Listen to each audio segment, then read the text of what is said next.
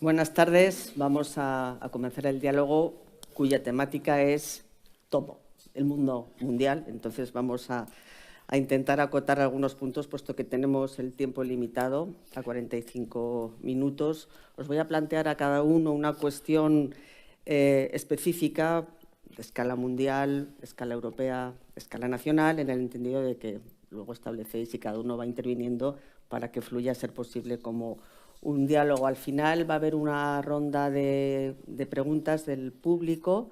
Entonces, bueno, les animo a plantearlas. Creo que les han dado un papelito y será por escrito.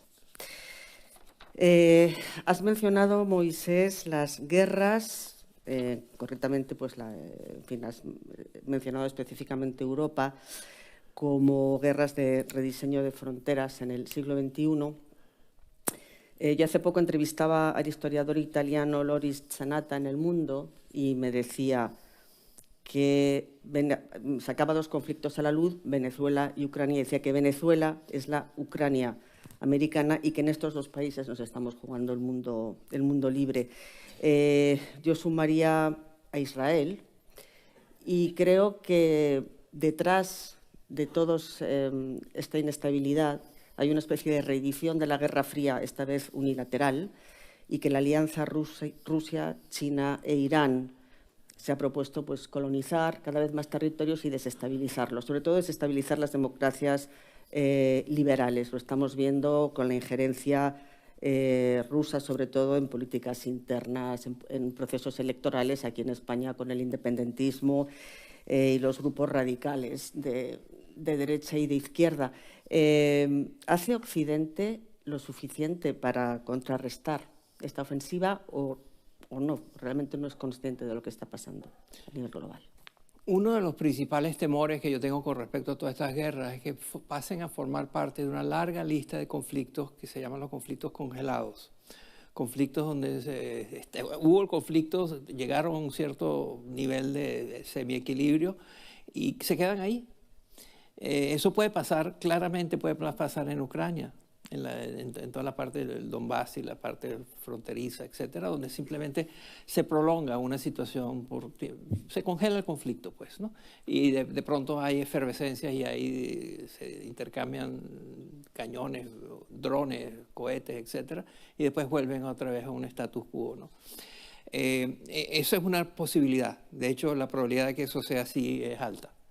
Entonces, entonces ahí perdimos. O sea, ahí los defensores de la democracia necesitamos que haya más que un conflicto congelado, que haya un activismo por la libertad incuestionable y que eso tiene que trascender los cálculos de último momento.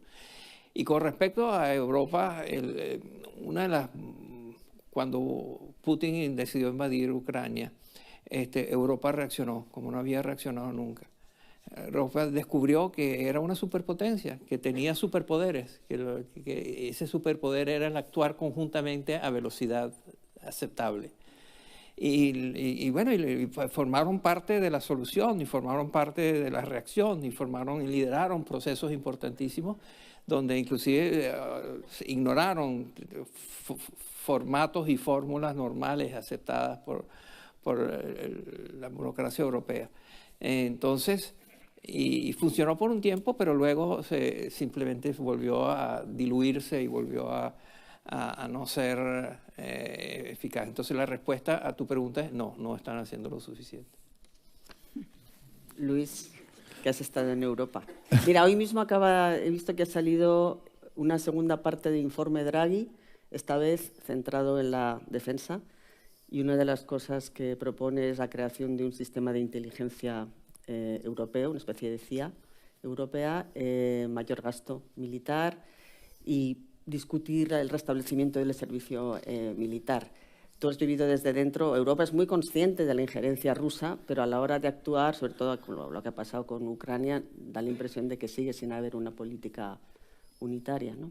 Sí, si me permites, me gustaría una pequeña reacción a lo que nos ha dicho Sí, no, Moisés, libremente. porque creo que ha sido muy interesante y creo que es una pregunta y entro también en la tuya, si lo puedo llegar, que es esta idea de que los gobiernos están fracasando en todas partes. Me parece una idea muy bonita que nos ha contado Moisés. Y que realmente tenemos toda esta petocracia que hace que sea imposible hacer cosas, ¿no? Y creo que tiene que ver con algo que Harold Dempsey, un economista de Los Ángeles, llamaba la falacia del nirvana, ¿no? Que es que siempre pensamos cuando algo no nos funciona lo comparamos con una cosa ideal en la que todo va a funcionar fenomenal, ¿no? ¿Y cómo lo hacemos? Pues que es el Estado, ¿no? El Estado se mete a todo, regula todo, ¿no? Y entonces, si algo no funciona, pues tiene que haber el Estado y lo tiene que resolver. ¿Qué pasa? Que vas creando reglas y más reglas y más reglas, y sobre regulas, y al final tienes las manos atadas completamente, ¿no? Dices, oye, hay gente que no encuentra casa. Vale, pues entonces, ok, están muy caras las casas. Vale, pues vamos a regular los alquileres y que la gente no pueda pagar demasiado por el alquiler. Ah, bueno, entonces los que tienen las casas y las quieren construir, pues no se van a poder a construirlas. Ah, pues entonces vamos a obligar a que no haya viviendas vacías. Entonces vamos a tener que inspeccionar las casas. Entonces, o sea, vamos creando... Estás contando lo que está pasando aquí. Lo que está pasando aquí. Entonces va pasando que se va creando, y creo que tiene toda razón Moisés, que se va creando un entramado de normas y de reglas que a todo el mundo poder de veto, que al final no sucede nada y no conseguimos sacar nada adelante. El informe Draghi en particular es algo que habla de que en Europa estamos muy retrasados con respecto a Estados Unidos tecnológicamente, y creo que eso es crucial para nuestra defensa. Estamos muy retrasados con respecto a Estados Unidos y en gran parte es porque nos ponemos unas reglas a nosotros mismos que no nos permiten hacer nada. Y las reglas de protección de datos. Bueno, pues tenemos el sistema de protección de datos europeo, tenemos el sistema de protección de datos en cada país, luego las comunidades autónomas, etcétera. ¿Qué pasa? Que si tú eres una empresa pequeña y quieres empezar a hacer algo de inteligencia artificial, olvídate, no lo vas a conseguir, ¿no? Mira, entonces, estoy viendo el tapuncito de las botellas como gran logro. Sí, como gran logro europeo, que está todo el mundo desesperado. Entonces, en el tema de defensa en particular, que es algo que muestra, digamos, hasta qué punto no estamos siendo capaces de reaccionar, estoy muy de acuerdo contigo, Europa se encuentra absolutamente atada de pies y manos, o sea, no somos capaces de actuar. O sea, si hay algo que pueda ser fracaso o fallo del gobierno, es nuestra incapacidad para, con una guerra a la vuelta de la esquina, obrar de una manera unida, ¿no? Entonces, yo creo que el Estado en general está teniendo muchos problemas para actuar por el exceso de funciones que le damos, y Europa le está pasando lo mismo. O sea, Europa está sobreregulando y metiéndose en muchísimos temas, y cuando realmente nos hace falta que actuemos juntos, no estamos siendo capaces. Voy a saltar. Bueno, ¿quieres añadir algo sobre las guerras? Porque iba a hablar Sí. prolongando el tema de los gobiernos y de la fragilidad. Te iba a preguntar algo específicamente, pero completa si quieres lo que... Sí, antes de que entremos en el proceloso terreno nacional sobre los fracasos gubernamentales. Yo creo que hay un problema no solamente regulatorio, técnico, digamos, sino cultural. Es decir, hay una pregunta clave que es ¿qué estamos dispuestos a sacrificar para defender el orden liberal hoy en día? Y esa pregunta, si se la haces a los europeos medios, probablemente muy poco.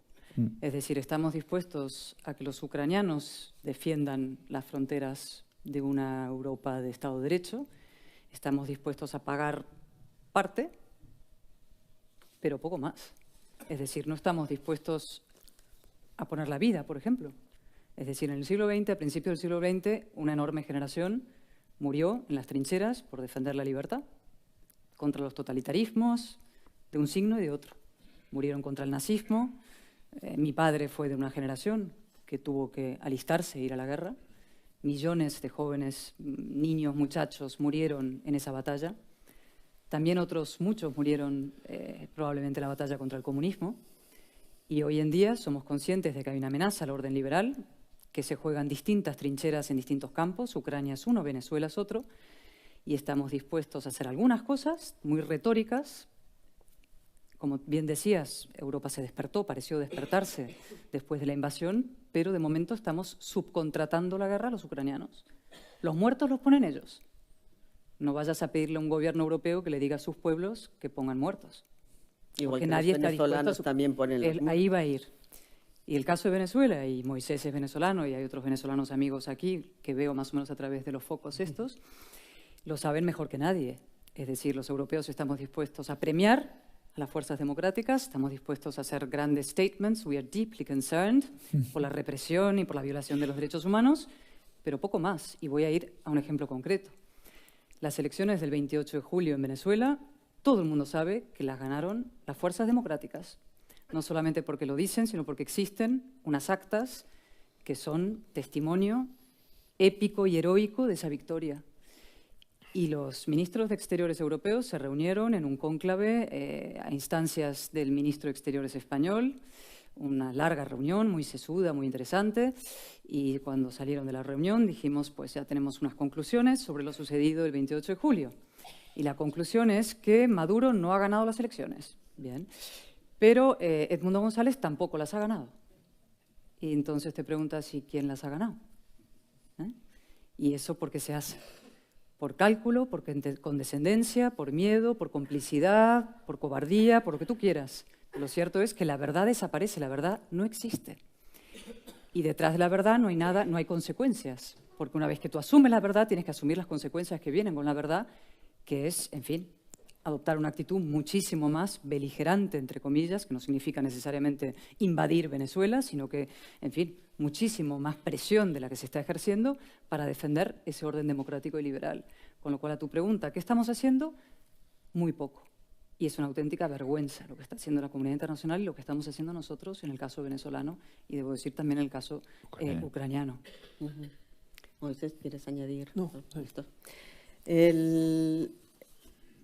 Hablando de la situación, la degradación de las democracias, Moisés hablaba del populismo, polarización y posverdad como táctica de los gobiernos para no perder el poder. Yo no, en fin, no sé si es un fenómeno nuevo, en Europa lo hemos vivido en otras décadas. Lo llamativo es que ahora están renaciendo con fuerza en democracias establecidas. En Europa lo hemos visto y en España muchísimo más. Entonces, yo le quería preguntar a Cayetana, aplicado a España, pero también podemos hablar de Estados Unidos o de otras áreas. Tú has acuñado un término muy elocuente que es el burro de Troya. Las fuerzas que debilitan desde dentro el sistema democrático como termitas que van carcomiendo toda el armazón que sostiene las instituciones. ¿Cómo se explica en España que haya podido haber esta degradación de la política? El hecho que después de la transición, después de construir una democracia pujante, haya sectores importantes de la población que votan a quienes quieren destruirla y que están perfectamente cómodos con ellos. Bueno, a ver, esto es un fenómeno que Moisés ha explicado brillantemente en un libro, que esto es de las 3 P's, que es lo de la polarización, la posverdad y el populismo, ¿no?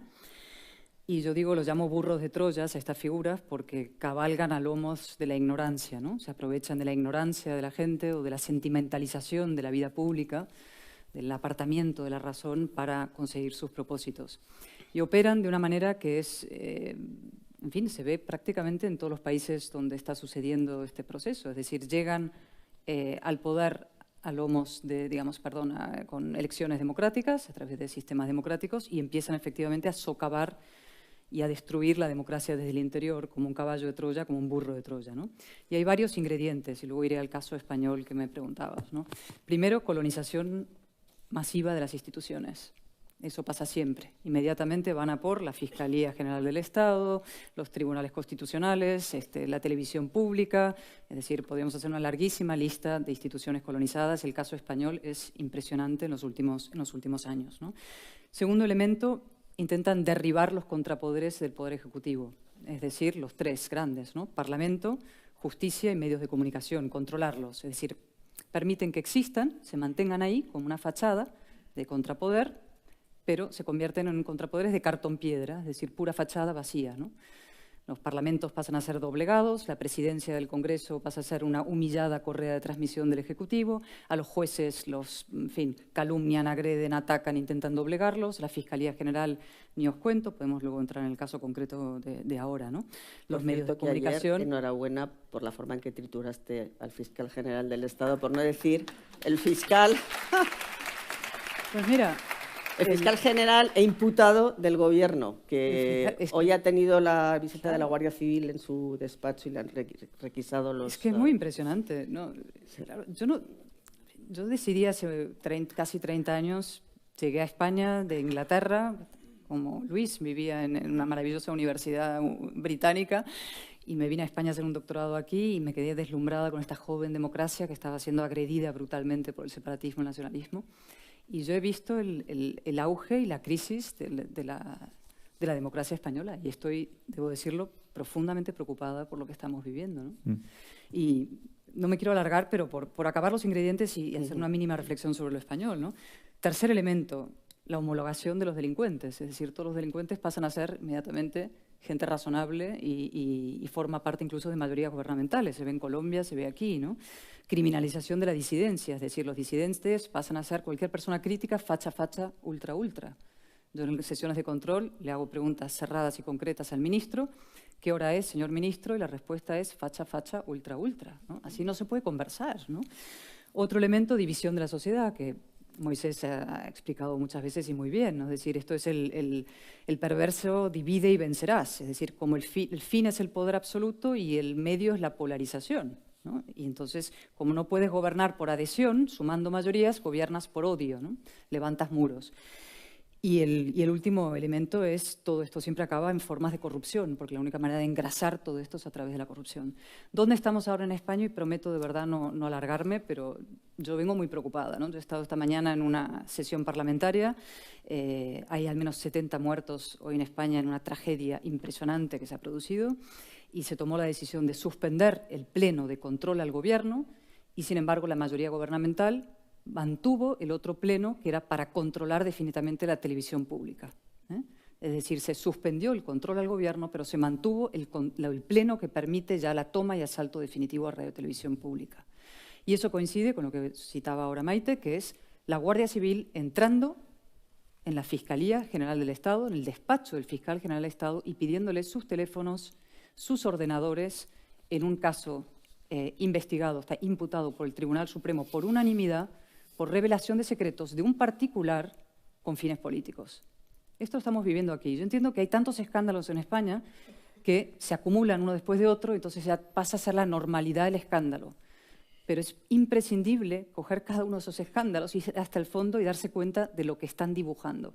Y lo que están dibujando es un proceso de mutación de una España constitucional, pactada en el 78, consensuada por fuerzas políticas muy distintas, en una especie de Frankenstein descosido, de muñones identitarios enfrentados por agravios distintos, y de una democracia plena, como todas, perfectible, mejorable, reformable, a una democracia fallida.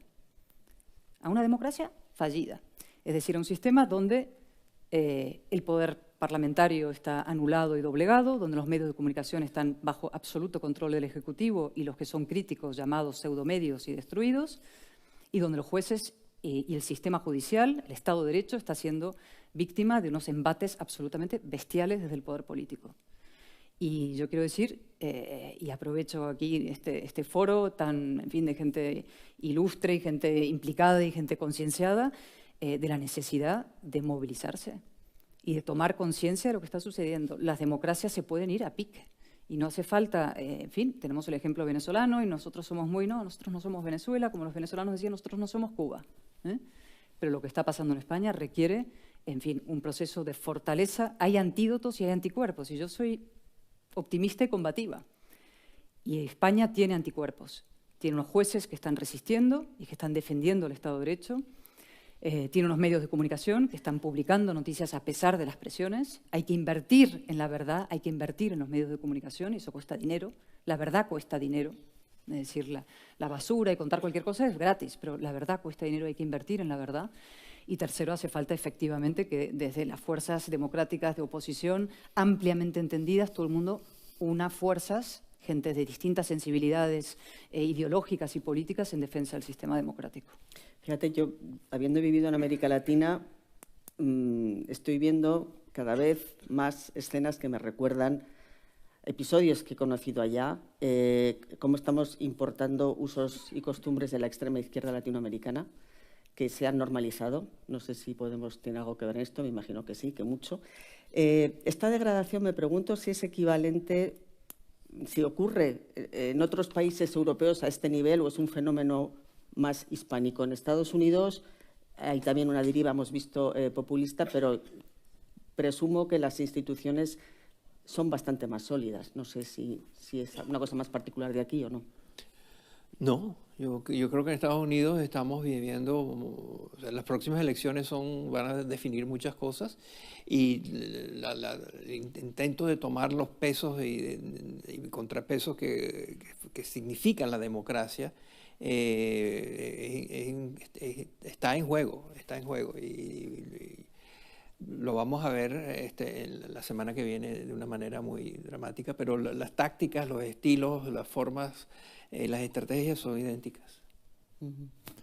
Yo creo que el momento para España, o sea, estoy de acuerdo que está pasando en todo el mundo, tenemos problemas de cuáles son las causas de lo que contaba Cayetana, tenemos un problema de la gente está apoyándose o está intentando recuperar su identidad, esta idea de que somos miembros de un grupo y los grupos están, digamos, cada vez teniendo más fuerza, está haciendo que la gente, digamos, no reaccione racionalmente, sino como parte de una tribu, ¿no? Que tengamos este movimiento tribal que hace que estas cosas no produzcan una reacción de petición de cuentas. Porque claro, uno de rendición de cuentas, uno pensaría, oye, las personas que apoyan a estas personas no lo ven y no dicen esto no puede ser. No, porque los otros son aún peores, ¿no? Que esa es la reacción que vemos en Estados Unidos, tribal, que oye, no, pero es que ellos son los de Kamala, son imposibles aquí. Entonces, el tema tribal, el tema de la identidad, creo que está muy, muy por debajo en todas partes. Creo, sin embargo, que hay algo especial que nos está pasando en España, ¿no? Yo sí que creo que hay una falta de institucionalización en nuestra democracia que no esperábamos. Los que hemos crecido,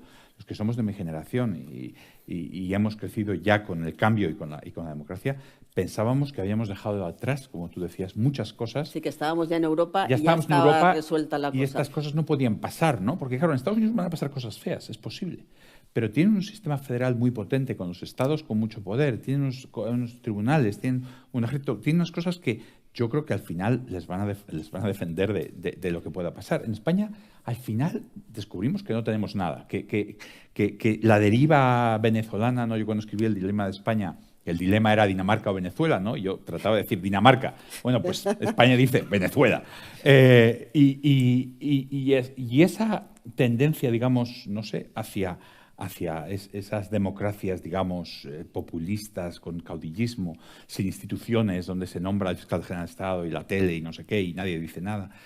Realmente yo creo que son la grandísima decepción de nuestra generación. Es decir, oye, esto, sinceramente, no se suponía que tenía que volver a pasar, ¿no? Y a mí me preocupa mucho porque realmente cuanto más nos parecemos a esa extrema izquierda que tú decías, latinoamericana, más uno piensa lo que decía Cayetana, que es, oye, esto, ¿por qué no nos va a terminar pasando igual, ¿no? O sea, quiero decir, si no lo paramos, ¿hasta dónde va a llegar, ¿no?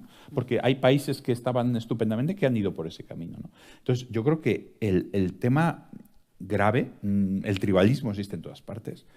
Lo que realmente es sorprendente es nuestra falta de un poco de fortaleza institucional para protegernos de esos abusos, ¿no? ¿Ha podido tener que ver la educación? Es que yo no me puedo creer cómo la sociedad española estaba tan modernizada, nos parecía, ¿no? Y de repente sí. ¿Puede ser la educación? Yo creo que es el nacionalismo y el guerra-civilismo. Son los dos grandes Sí, bueno, el males guerra-civilismo españoles. lo han resucitado, evidentemente. El nacionalismo, es decir, el hecho de que durante 40 años el nacionalismo, que es una ideología puramente reaccionaria, sea quien decide quién es moderado y quién es radical en España, es una anomalía absoluta. Y es una de las grandes asignaturas pendientes. Es decir, yo creo que para los próximos años, si queremos frenar y revertir, que es el objetivo en España, frenar este proceso de mutación y revertirlo, una de las cosas que vamos a tener que hacer es combatir culturalmente el separatismo, el nacionalismo. Intentar combatir de otra manera también el caínismo y el guerra-civilismo. En todas estas cosas, uno de los protagonistas ausentes o presentes de una manera no deseable son las universidades. Y no me refiero solo a España, pero tú ves el rol nefasto que han jugado las universidades en muchos de los países, y hay una intelectualidad que ha convivido con este tipo de masacre antidemocrática. Y es mundial. Esto estás viendo en las universidades estadounidenses frente a algunos de los grandes temas, ¿no? Sí, el papel de los intelectuales en general a lo largo de la historia. Que haga un comentario sobre lo que ha dicho Cayetano del nacionalismo, que no solo es el nacionalismo, que es un problema, es que hemos establecido un sistema político que le da al nacionalismo el derecho a controlar el poder casi siempre, ¿no? Y fijaros, dos cosas de nuestra historia económica que también pensábamos superadas y que son clave para que España no haya crecido como los demás países. Si ves un historiador económico, ¿qué pasó con España? Te dicen dos cosas. Una, había fronteras interiores, no se podía comerciar entre Castilla y Cataluña, había protecciones por todas partes y barreras. Y dos, el Estado no tenía capacidad fiscal, porque podía poner impuestos en Castilla y los castellanos estaban hasta aquí, pero no podía poner impuestos en el resto del país. Vamos hacia un camino en el que se nos rompe el mercado único español interno y vamos a tener unos privilegios fiscales, no solo en el País Vasco y Navarra, sino también en Cataluña, que van a completamente asfixiar la capacidad fiscal del Estado. ¿Y es porque el nacionalismo existe? Bueno, puede existir en muchos sitios, pero es porque nos hemos inventado un sistema o de alguna manera la forma en que lo hemos implementado, que como la Constitución no ponía barreras y decía que, bueno, que ibas poniendo más competencias, etcétera, y como la aritmética ha sido la que ha sido, bueno, pues al final ese es el que manda, ¿no? Yo creo que el nacionalismo aquí tiene tintes específicos, pero es verdad que es un fenómeno, hablabas tú de tribalismo, que lo estamos viendo cada vez en más países. Sí. Como me imagino la respuesta a la incertidumbre que generan los cambios. Y al fallo del gobierno que decía Moisés. Es decir, si los gobiernos no funcionan, la gente se rebela y dice, me tiro al monte, ¿no? Si tiene la sensación de que no hay respuesta a sus problemas. Pero eso es la tiranía de las identidades. O sea, Tony Judd decía, ¿no?, que la palabra identidad es una palabra peligrosa. Y es verdad, y causó estragos en el siglo XX y está causándolos en el siglo XXI. Y se está imponiendo ahora. Y las políticas identitarias son realmente lo que impulsa la deriva reaccionaria de la izquierda. Y el caso español es paradigmático. En España se juntan la izquierda en dos vertientes reaccionarias, por la vía identitaria del nacionalismo separatista y por la vía identitaria de los nuevos colectivismos, es decir, de toda índole. Y entonces va rompiendo el demos, que es la base de la nación, en colectivos y se van enfrentando unos a otros y forma mayorías a través de aglomeraciones de colectivos en lugar de poder tener un discurso nacional para toda la comunidad política, ¿no? Y esa deriva reaccionaria es la que está explicando lo que hace Sánchez aliado con grupúsculos que dirías el Partido Socialista hace 20 años no hubiera podido hacer y que ahora sí, es decir, grupos que no condenan el asesinato, grupos que han dado golpes de Estado, prófugos de la justicia, es decir, eso es una deriva hacia atrás y no es un fenómeno exclusivamente español. Es decir, esa deriva reaccionaria identitaria de la izquierda es un fenómeno mundial. La tiranía, no somos excepcionales. La tiranía de las minorías. La tiranía de las minorías. Nosotros somos un ejemplo clarísimo en España estamos bajo la tiranía de minorías. Hay un prófugo de la justicia que decide si el gobierno sigue en marcha o no. Tiene 7 escaños. Bueno, y hay miembros en el gobierno tan minoritarios y que están condicionando tanto con sus políticas que es algo inaudito, ¿no?, por decisión de Pedro Sánchez. Sí, no hemos conseguido que el amplísimo consenso entre españoles que existe en la práctica, si preguntas a la gente, pues todos estamos más o menos en lo mismo, una gente un poquito más liberal, otra gente tal. Ese consenso no es el que gobierna el país, sino es un lado apoyado en un extremo, ¿no? Yo recuerdo en el Parlamento Europeo, quizás lo mejor que me pasó en el Parlamento Europeo es la conexión tan fluida que había entre... Yo estaba con el grupo de Ciudadanos y estábamos trabajando Ciudadanos, el PP y el PSOE a diario con todos los temas que tenían que ver con Puigdemont. O sea, realmente en aquel momento había todo el tema suplicatorio, nos reuníamos, teníamos posiciones comunes. Realmente uno tenía esa sensación de que, oye, en Bruselas los españoles trabajan juntos, ¿no? Claro, eso con el gobierno que se montó, eso saltó por los aires y que se ha montado ahora. Y realmente ese gran conjunto de españoles que más o menos ven las cosas de la misma manera se convierten en, digamos, dos grupos que no se hablan y que tienen esta querencia por unos extremos con los que no comparten en el fondo nada, porque yo pienso, comparten más los diputados o eurodiputados del PSOE con esta gente. Digo, bueno, pues yo en aquel momento me parecía que no, a lo mejor tú dices que sí. ¿Cuál es el proyecto de país que tiene España ahora? ¿Qué proyecto hay de país? Sánchez, no, lo pregunto seriamente. Es que no hay ninguno. Es que es un proyecto de poder personal. Y ante el proyecto de poder personal, que significa impedir la alternancia política, se sacrifica todo. Incluso las propias siglas, podrías decir. Es decir, hay muchos socialistas clásicos, mi amigo Nicolás Redondo, bueno, Leguina, ya son cada vez menos y de otra generación, ¿no?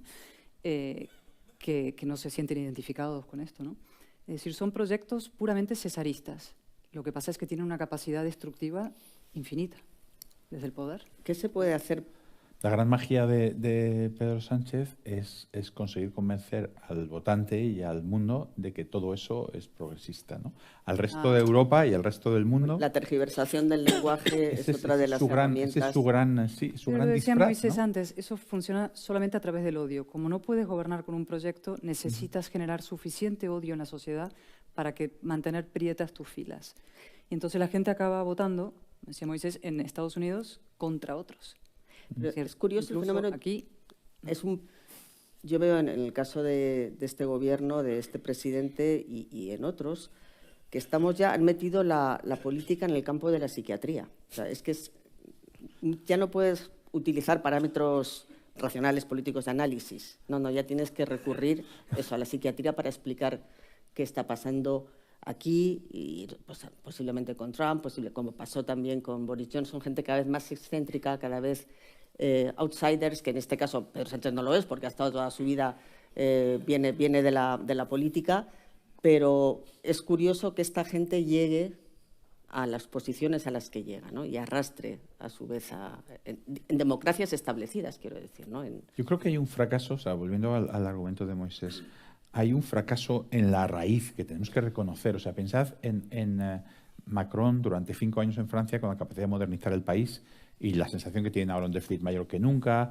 Pensad en Cameron, que tuvo ese momento, pues es un gobierno moderado y tal, y realmente pues no lo hace bien y el partido se tira al monte. O sea, yo creo que, y pasa en España, ¿no? Con los gobiernos que generaron todo aquello del 15 de mayo y tal. O sea, yo creo que hay una sensación. Obama en Estados Unidos. Obama es un gran gobernante, muy inteligente, etcétera, pero la realidad es que la clase media blanca de los industrial, manufacturera del Medio Oeste, estaba muriendo como moscas en el año 12, 13 y sigue ahora de opiáceos, de suicidio, de asesinatos, etcétera. O sea, había una sensación de que se estaba cayendo el mundo, ¿no? No nos estábamos dando cuenta, lo supimos luego. Entonces, yo creo que hay una parte que es responsabilidad, digamos, nuestra, entre comillas, de las personas que somos liberales, que somos demócratas, que somos moderados, que no hemos sido capaces de ofrecer esa solución y la gente se nos ha tirado al monte. O sea, yo sí que creo que esto que está pasando es una respuesta a algo, y ese algo es un fracaso por parte del no sé cómo llamarlo, el establishment, ¿no?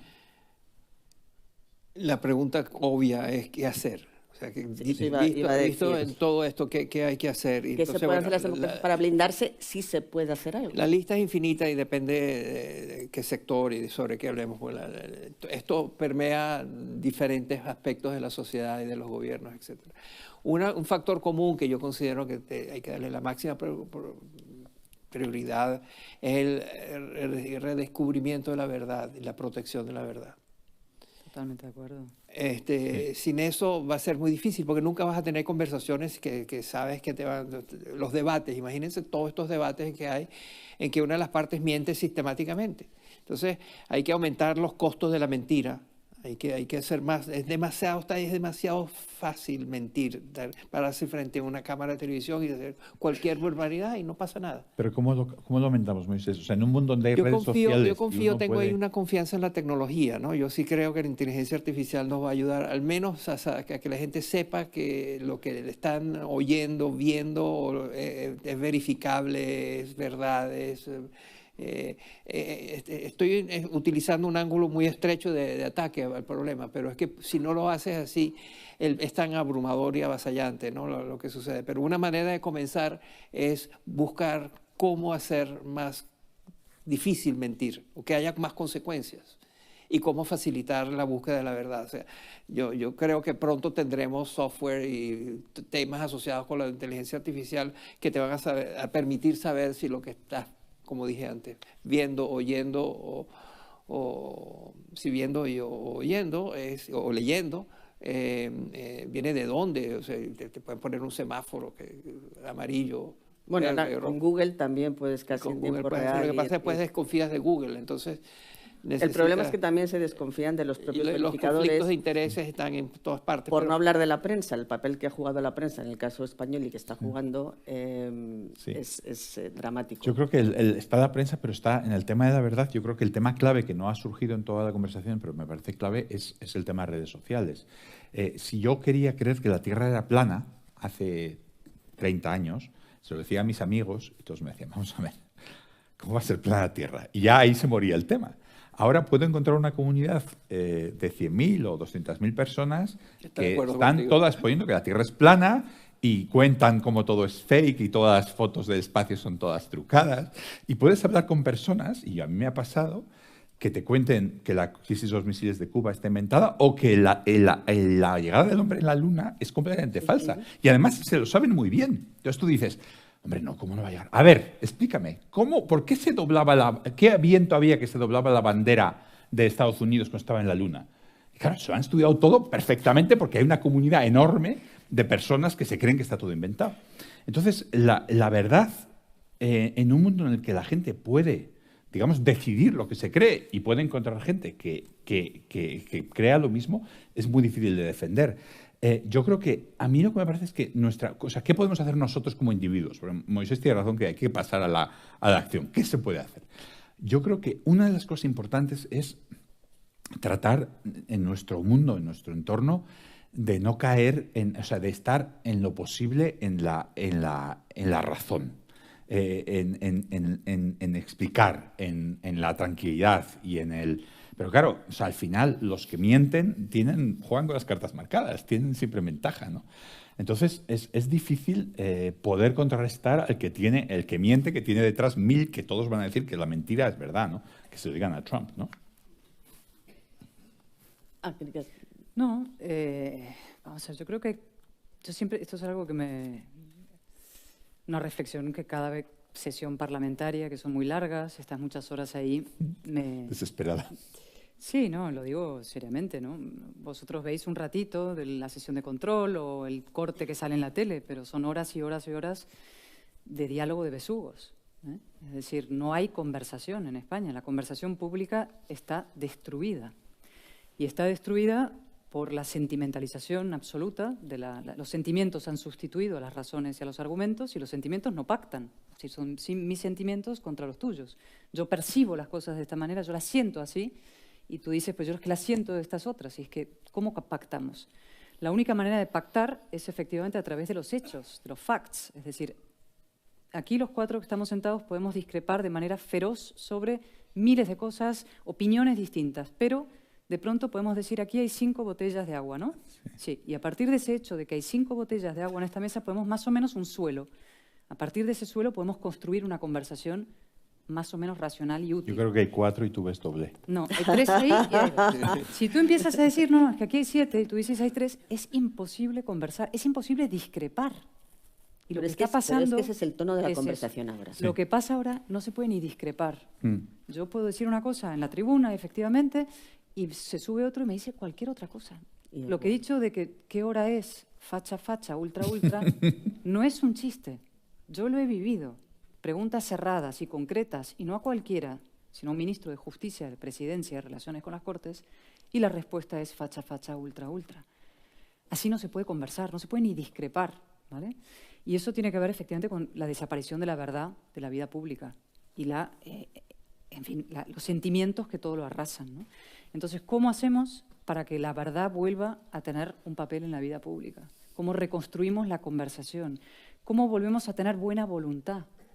Después de años de división y de odios y de enfrentamientos viscerales tribales. Es decir, hay que recuperar la verdad, la buena voluntad, los valores comunes, es decir, la izquierda y la derecha hay diferencias, por supuesto, pero hay un suelo común de valores democráticos que nos hacen a todos más o menos formar parte de una misma comunidad moral, ¿no?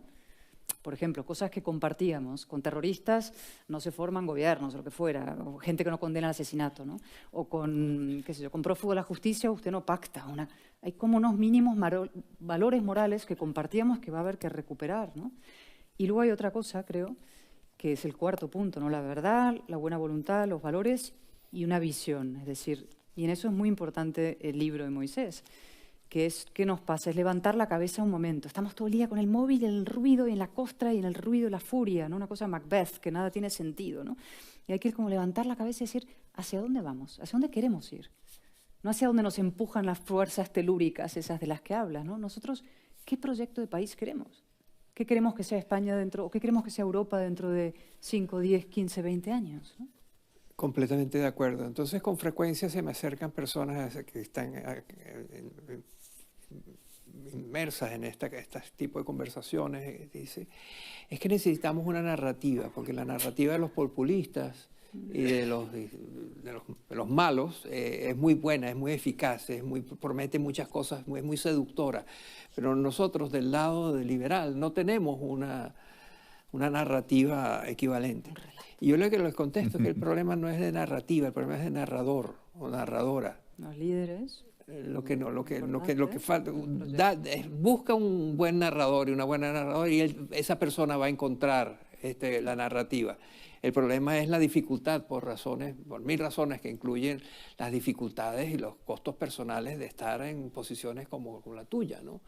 Entonces, pero el tema de la narrativa y el narrador y la falta de narradores creíbles es un tema también muy importante.